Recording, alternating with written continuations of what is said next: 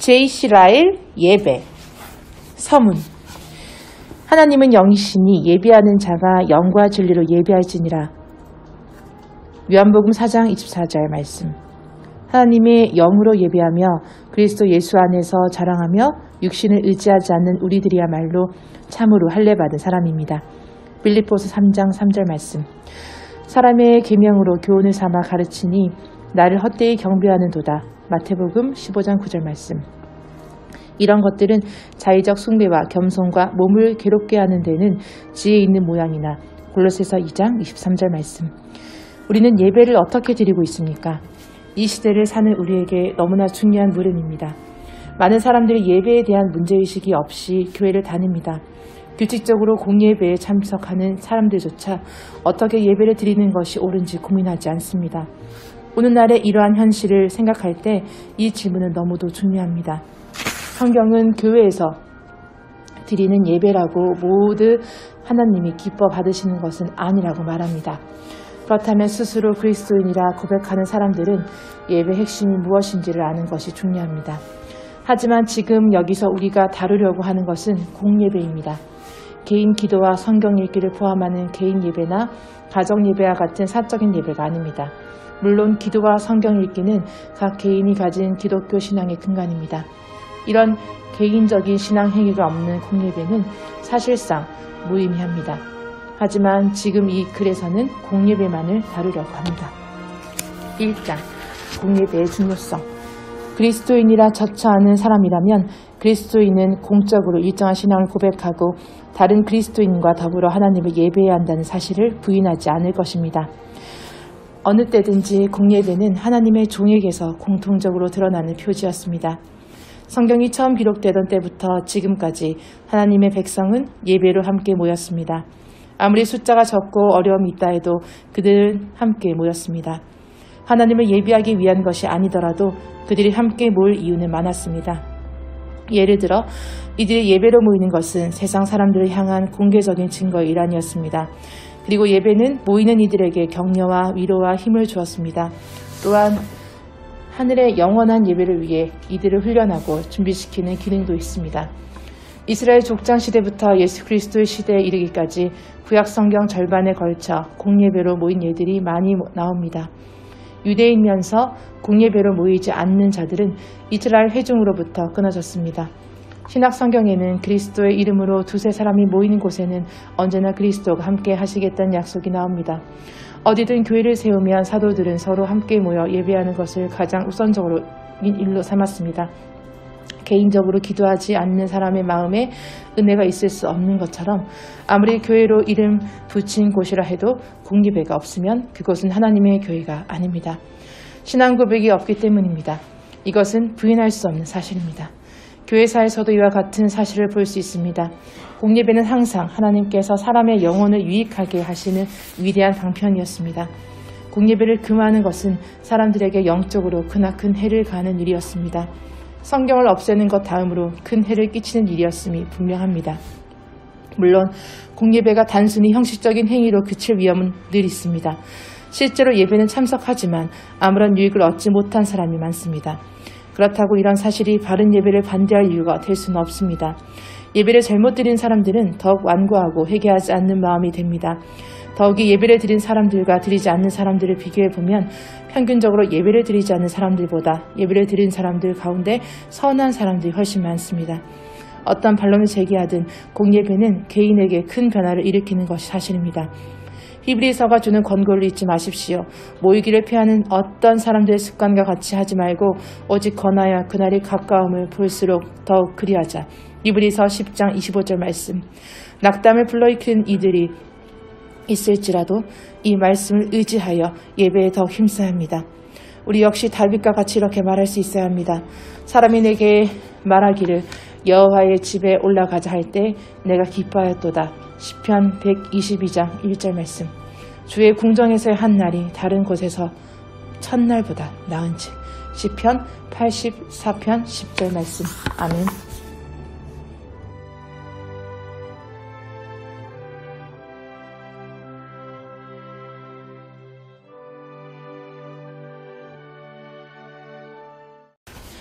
2장 공예배의 주된 원리. 성경을 주의 깊게 살펴보면 공예배의 주된 원리를 다음과 같이 간추려 볼 수 있습니다. 첫째, 참된 예배는 합당한 예배의 대상에게만 드리는 예배입니다. 하나님만이 예배에 합당한 대상이라고 성경은 단호하게 말합니다. 다른 무엇을 대상으로 하는 기도나 송영을 금합니다. 다른 대상을 예배하는 것은 시간 낭비요, 하나님 보시기에 가장 가증한 행위입니다. 하나님은 질투하신 하나님입니다. 자신의 영광을 다른 사람에게 주지 않겠다고 말씀하십니다. 제2계명은 하나님이 아닌 다른 것을 예배하는 것은 물론 그것에게 머리를 숙이는 것조차 금하고 있다는 사실을 기억해야 합니다. 둘째, 참된 예배는 그리스도를 중보자로 드리는 예배입니다. 이 또한 성경이 분명히 명하는 사실입니다. 나로 말미암지 않고는 아버지께로 올 자가 없느니라. 요한복음 14장 6절 말씀. 그리스도인들은 그리스도를 힘입어 하나님께 나아가는 자들입니다. 이브리서 7장 25절 말씀. 하나님은 사랑이십니다. 하지만 동시에 죄를 미워하시는 무한히 정의로우시고 순전하시고 거룩하신 분입니다. 하나님이 친히 세우신 중보자의 그분이 이루신 대속과 상관없이 하나님께로 나아가겠다 하는 사람의 예배는 받지 않으십니다. 셋째, 참된 예배는 온전히 성경의 제어를 받는 예배입니다. 신약 성경에는 예배에 대한 직접적인 지침이 없습니다. 따라서 교회가 예배를 준비하고 드리는데 어느 정도 자유를 누릴 수 있습니다. 하지만 국교회의 39개 신조에서 밝히는 것처럼 기록된 하나님의 말씀에 배치되는 그 무엇도 행해서는 안 됩니다. 성경은 이런 유대인들에 대해 사람의 계명으로 교훈을 삼아 가르치니 나를 헛되이 경배한도다 라고 했습니다. 마태복음 15장 9절 말씀. 그러므로 사람이 정한 규례를 예수님이 친히 정하신 것만큼이 얼마나 중요하고 양심에 대한 구속력이 있다고 말하는 사람은 주제 넘은 말을 하고 있는 것입니다. 바울은 이런 규례가 자의적인 숭배를 하는 것 때에는 지혜 있는 모양으로 드러나지만 육체의 욕망을 억제하는 데는 아무런 유익이 없다고 말합니다. 골로새서 2장 23절 말씀. 넷째, 참된 예배는 지각을 가지고 드리는 예배입니다. 예배자는 지금 자신이 하고 있는 행위에 대해 정확히 인지하면서 예배를 드려야 합니다. 무지는 경건의 어머니라 라는 말은 전혀 잘못된 말입니다. 예수께서 사마리아 사람의 예배에 대해 너희는 알지 못하는 것을 예배하죠 라고 하셨습니다. 요한복음 4장 27절 말씀. 하나님께서는 사람의 몸을 물론 지각을 가진 존재로 지으셨습니다. 지성을 발휘하지 않는 예배는 사람이 아닌 짐승에게나 어울리는 무익한 예배입니다. 다섯째, 참된 예배는 마음으로부터 우러나온 예배입니다. 우리의 지각은 물론 감정까지도 하나님을 예배해야 합니다. 우리의 몸은 물론 속사람까지 하나님을 예배해야 합니다. 구약 성경에 보면 입술로만 하나님을 예배하는 유대인들의 예배를 하나님이 받지 않으셨음을 알 수 있습니다. 이사야서 29장 13절 말씀, 에스겔 33장 31절 말씀. 사적인 예배든 공예배든 하나님이 원하시는 것은 예배자의 마음입니다. 하나님은 영이십니다. 아무리 경건하게 보이고 잘 조직된 예배를 할지라도 마음으로부터 우러난 예배가 아니라면 영이신 하나님과는 전혀 상관이 없습니다. 사람은 외양을 보지만 하나님은 중심을 보시기 때문에 깨지고 상한 마음으로 드리는 예배를 멸하시지 않으십니다. 사무엘상 16장 7절 말씀, 시편 51장 7절 말씀. 여섯째, 참된 예배는 하나님께 경외함으로 드리는 예배입니다. 우리 주님의 사역은 실제로 처음부터 끝까지 경외함이 없는 예배를 대적하는 것이었습니다. 주님은 성전 뜰을 더럽히는 자들을 2번이나 성전에 쫓아내셨습니다. 교회당에서 예배를 드린다 하면서 하나님은 아랑곳하지 않고 수시로 사강을 두리번거리고 귓속말을 주고받고 계속해서 무엇을 만지작거리는 사람들은 예수님 당시 성전 뜰에서 쫓겨난 자들과 다를 바가 없습니다. 몸만 와 있는 예배는 아무 의미가 없는 예배입니다. 우리가 하나님께 나아갈 때 갖추어야 할 합당하고 바른 예배 방식이 있습니다. 하나님을 예배하는 것이 소중한 만큼 합당하고 바르게 예배를 드리는 것이 중요합니다. 그러므로 우리가 흔들리지 않는 나라를 받았은즉 은혜를 받자. 이로 말미암아 경건함과 두려움으로 하나님을 기쁘시게 섬길지니 또는 감사하자. 우리 하나님은 소멸하는 불이시니라. 이브리서 12장 28절에서 29절 말씀. 이 원리들에 따르면 오늘날 우리 교회 안에 무익하게 하나님을 예배하는 사람들이 얼마나 많은지 모릅니다. 성경과 상관없고 그리스도가 없고 성령도 없고 지식도 없고 마음도 없고 아무런 유익도 없는 예배 말입니다. 이런 식으로 예배를 드리는 사람은 누구나 몸은 회중과 함께 있지만 실상은 회중 밖에 있는 것이나 마찬가지입니다. 그리스도인이라면 누구나 어떤 시기로든 이러한 결함이 있는 예배를 드리지 않도록 조심해야 합니다. 하나님은 참되고 바른 예배를 원하십니다. 무익한 예배를 길게 자주 드리는 것은 전혀 원치 않으십니다. 하나님은 예배를 드리는 회중의 영적이고 내적인 상태를 더 중요하게 여기십니다. 회중의 숫자나 그들의 외적인 경건의 모양보다 훨씬 더 중요하게 여기십니다.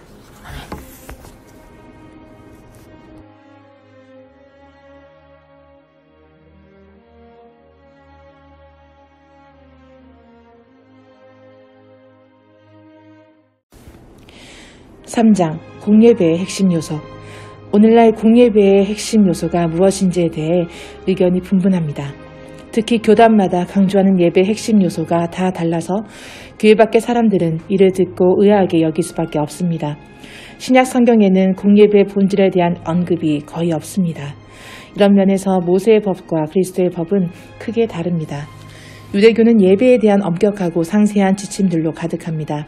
반면에 기독교에는 공예배에 대한 지침이 거의 없습니다. 있다고 해도 아주 단순하고 일반적인 지침뿐입니다. 유대교는 모형과 상징과 문양들로 가득합니다. 하지만 기독교에서 모형이나 상징이라고 말할 수 있는 그런 것은 세례와 성찬 두 가지뿐입니다. 유대교는 주로 시각적인 요소로 예배자에게 다가가지만 기독교는 예배자의 마음과 양심에 직접 호소합니다. 유대교는 특정한 한 민족으로 한정되어 있지만 기독교는 온 세상을 향합니다. 유대인은 모세의 기록과 그 책이 기록하는 예배의 모든 항목을 다 알아야 하지만 그리스도인은 모세의 기록 중에서 모든 그리스도인에게 해당하는 몇 가지 본문의 상황에 따라 적용할 뿐입니다. 사실 신약 성경에는 구약 성경의 출애굽기나 레위기와 같은 책이 없습니다. 그럼에도 성경을 주의 깊게 읽는 독자라면 기독교 예배의 핵심 원리와 요소가 무엇인지 알 수 있습니다. 예배의 핵심 원리와 요소가 있는 곳에 기독교 예배가 있다고 할 수 있습니다. 반면에 핵심 원리와 요소가 빠진 예배는 온전하지 못한 예배가 될 수밖에 없습니다. 이제 예배의 핵심 요소들을 살펴보겠습니다. 첫째, 안식일을 항상 거룩하게 지켜야 합니다. 하나님께서는 많은 날들 중에 한 날을 정해서 그분 백성이 서로 만나 그분을 예배하도록 하셨습니다. 안식일을 기억하여 거룩하게 지키라고 십계명으로 명하셨습니다. 그리스도께서도 친히 안식일에 하나님을 예배했습니다. 초대 교회 그리스도인들은 한 주의 마지막 날이 아닌 첫째 날에 서로 만나는 방식으로 한 주에 적어도 한 날 이상을 함께 모이기에 힘썼습니다. 사도행전 20장 7절 말씀, 고린도전서 16장 2절 말씀. 지난 1900년 동안 신앙을 고백하는 그리스도인이라면 누구나 기독교의 안식일, 일요일에 하나님의 집으로 함께 모였습니다. 신실하고 거룩한 하나님의 성도들이 드리는 예배로 인해 사람들은 기독교 예배가 얼마나 가치 있고 유익한지를 알게 되었습니다. 물론 그리스도인에게 어느 한 날이 다른 날보다 더 거룩한 것은 아닙니다. 모든 날이 거룩하고 모든 날이 안식일입니다. 하지만 인간의 타락한 본성 때문에 신령한 일을 위한 날과 시간을 정하는 것이 필요합니다. 하나님이 주신 질서와 명령을 지킬 때 기독교의 공예배가 번성합니다. 인간을 지으시고 혈과 육이 무엇인지 잘 아시는 그리스도께서 안식일은 사람을 위하여 있는 것이라고 말씀하십니다.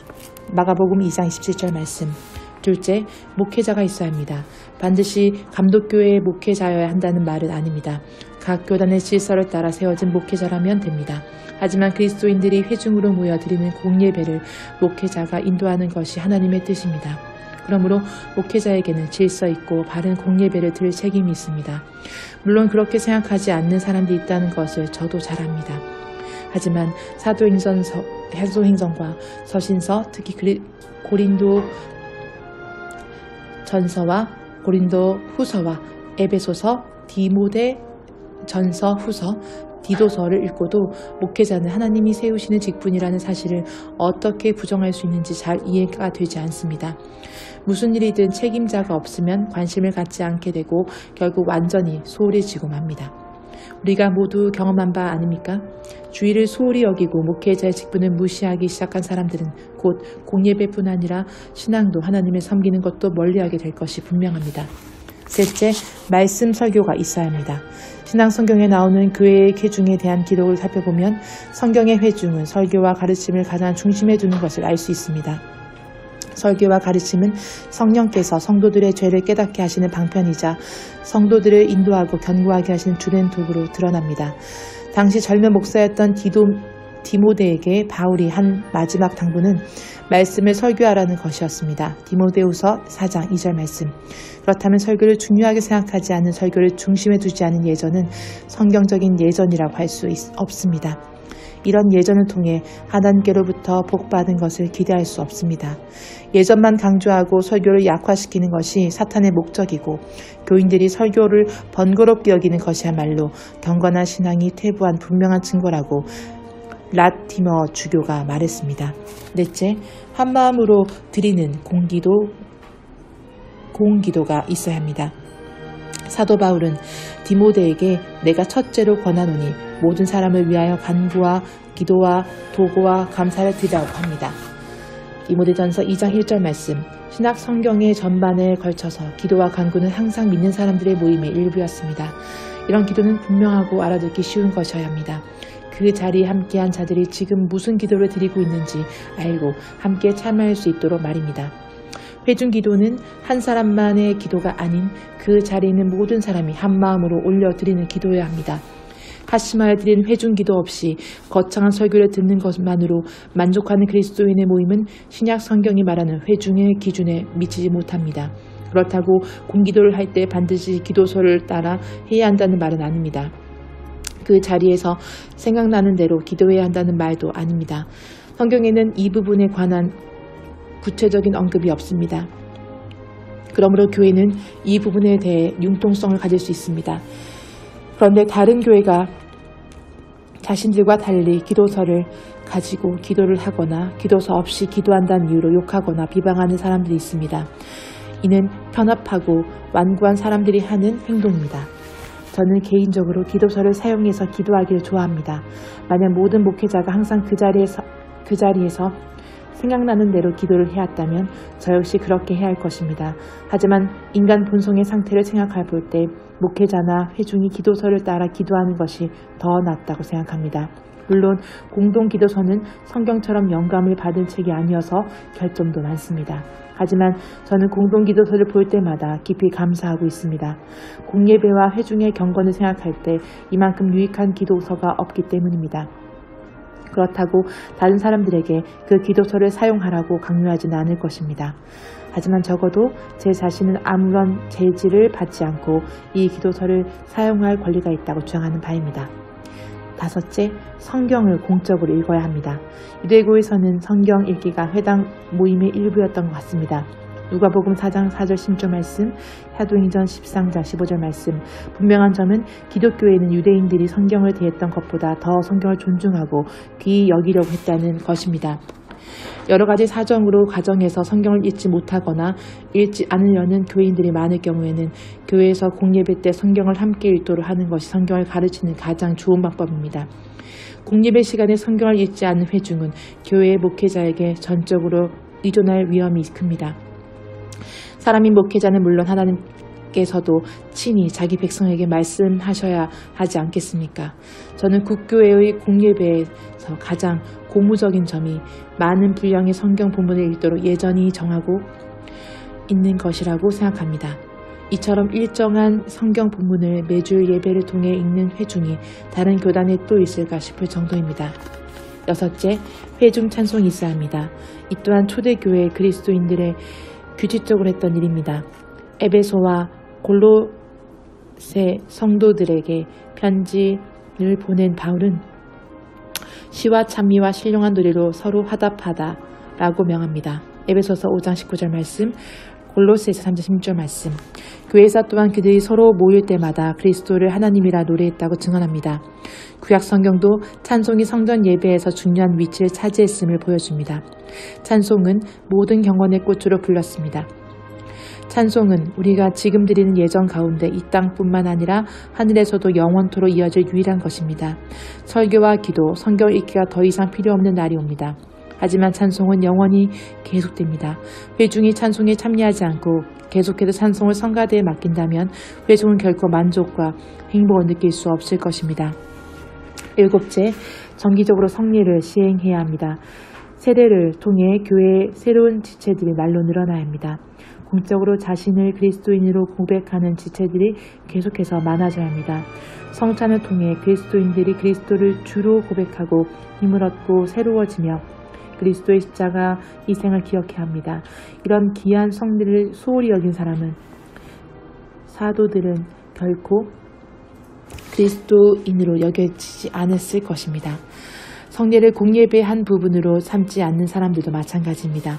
지난 수세기 동안 성례를 오용하고 우상시해온 교인들이 많았다는 사실은 정말 안타까운 일입니다. 그렇다고 그리스도께서 세례와 성찬을 은혜의 방편으로 정하신 사실이 달라지는 것은 아닙니다. 세례와 성찬이 은혜의 방편으로 사용되도록 주께서 정하신 것은 분명한 사실이기 때문입니다. 제가 지금까지 말한 기독교 공예배의 핵심 요소 7가지 중에는 다른 그리스도인들이 동의하지 않는 것이 있을 수도 있습니다. 여기에 전부 동의하지 않는다고 해서 심판을 당하는 것도 아닙니다. 구원을 받지 못하는 것도 아닙니다. 하지만 이 모든 요소들은 신약 성경이 명백히 밝히고 있는 것들입니다. 이 요소들 중 어느 하나라도 소홀히 하는 예배에 참석하는 그리스도인들은 그에 따른 손실과 어려움을 감수할 수밖에 없습니다. 이것은 부인할 수 없는 사실입니다. 물론 그들이 그리스도인으로서 바른 삶을 살 수 있습니다. 하지만 제가 말한 핵심 요소들을 예배에서 온전히 누린다면 이들의 삶은 지금보다 훨씬 더 나아질 것입니다. 네.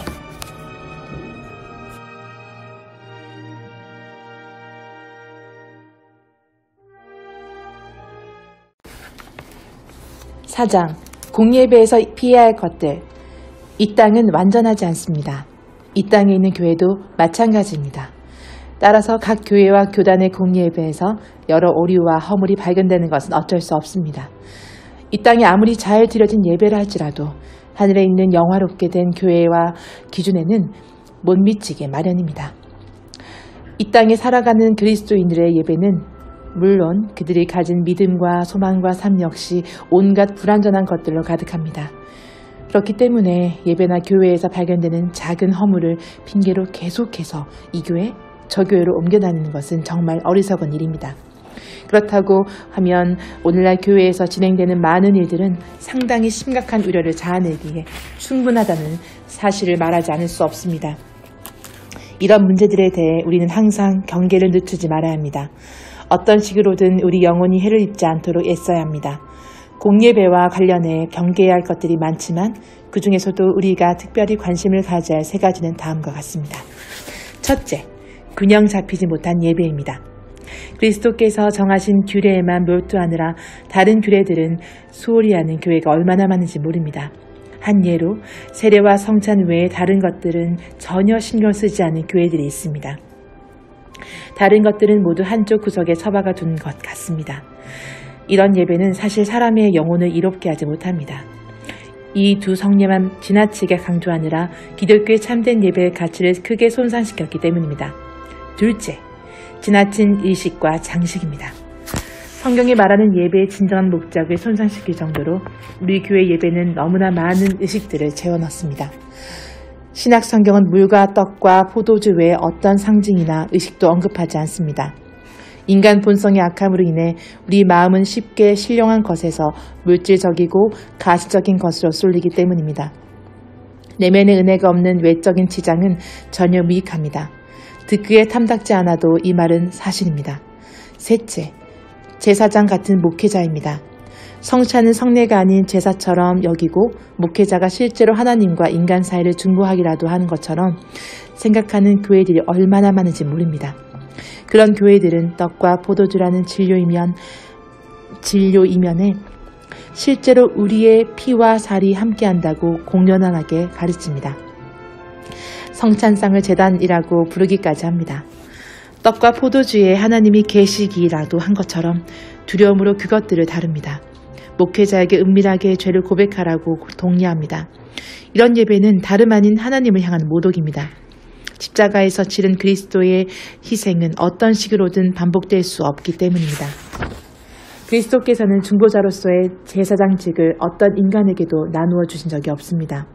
신약 성경 어디를 봐도 사도들이 제사를 드리고 개인의 죄 고백을 들어주고 죄를 사해주는 사제로 행세한 기록을 찾아볼 수가 없습니다. 이런 사실로만으로도 미사와 죄 고백과 제사주의 등은 마땅히 경계해야 합니다. 지금까지 살펴본 것처럼 이런 예배는 하나님께서 받으실 만한 것이 전혀 아닙니다. 똑똑한 사람들은 온갖 수사를 동원해 이런 예배를 정당화하려고 할 것입니다. 사람들의 눈과 귀에는 이런 예배가 매력적으로 다가갈 수 있습니다. 하지만 이런 예배에는 치명적인 허점이 있습니다. 무엇보다도 성경의 지지를 받지 못합니다. 성경을 정확하고 정직하게 읽어보면 성찬 중시주의와 의식주의와 제사주의가 성경에 근거한 것이 아님을 알게 될 것입니다.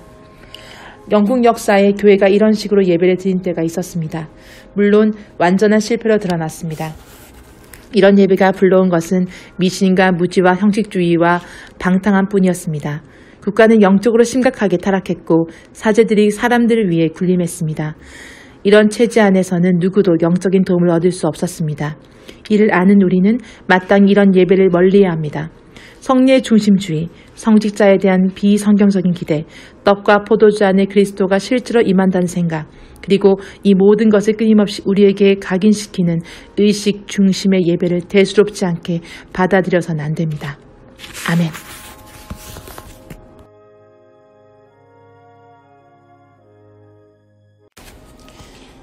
(5장) 성경적 공예배의 기준. 성경의 가르침과 배치되는 예배가 명백한 모순과 난제를 가지고 있는데도 마음이 편안하고 좋은 느낌이 든다는 사실만으로 이런 예배를 합리화하는 사람들이 얼마나 많은지 모릅니다. 자신들은 신학자도 아니고 학자들 간의 차이가 무엇을 말하는지도 잘 모르지만 이런 예배를 통해 마음이 편해지고 좋은 느낌을 가질 수 있으니 그것으로 충분하다는 것입니다. 그러나 종교적 감정은 우리를 쉽게 속입니다. 종교적인 음악과 특이한 현상들은 진정으로 회심하지 못한 사람을 쉽게 들뜨고 흥분하게 합니다. 종교적인 감정은 흥분이 계속될 때에만 효과가 있을 뿐 일단 흥분이 가라앉으면 곧 사라지고 맙니다. 그러므로 우리가 드리는 예배가 참되고 신령한 예배인들을 가늠하는 기준을 세워놓아야 합니다. 여기서 몇 가지 기준을 함께 살펴보고자 합니다.